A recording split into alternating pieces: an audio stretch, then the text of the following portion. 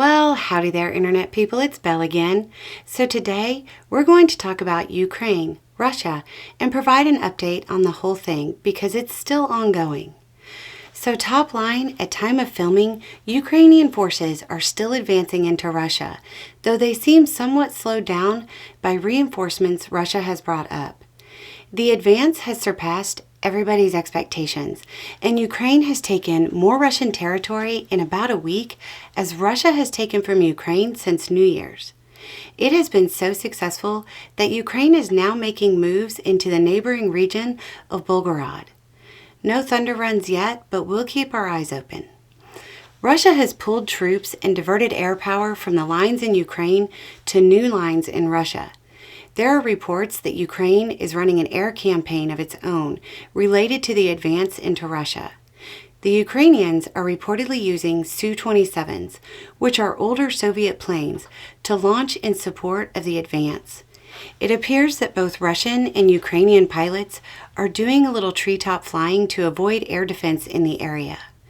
Russian pilots are probably more concerned about being mistaken for opposition forces and their air defense hitting them more than anything else. At time of recording, there is no reporting of the F-16s being used in this advance. On the ground, one of the more interesting developments is Moscow's recruitment of citizens to dig a trench network in the area of operations.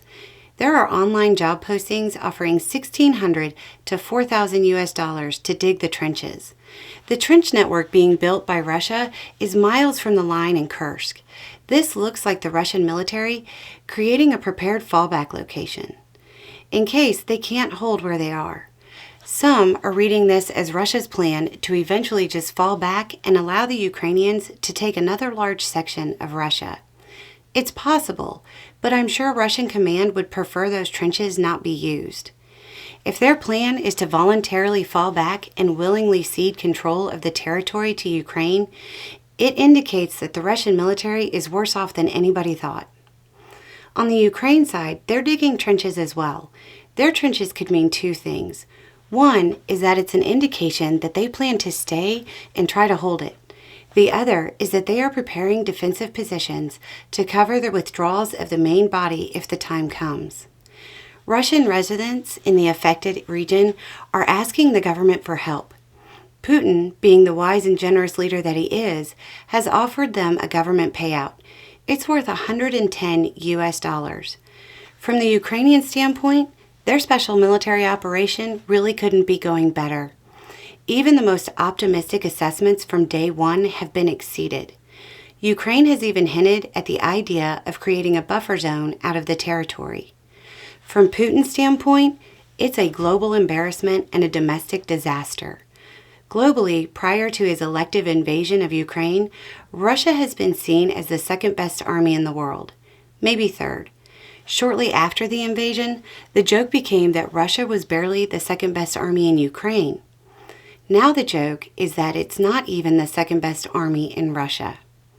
It's going to be hard to convince the Russians that, quote, everything is proceeding according to plan, as Russians are having to utilize humanitarian corridors to get away from advancing Ukrainian forces.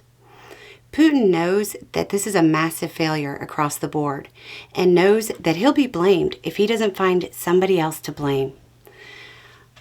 I'm not sure it's totally unrelated news, but he's reportedly appointed a close ally to find out how and why he was deceived.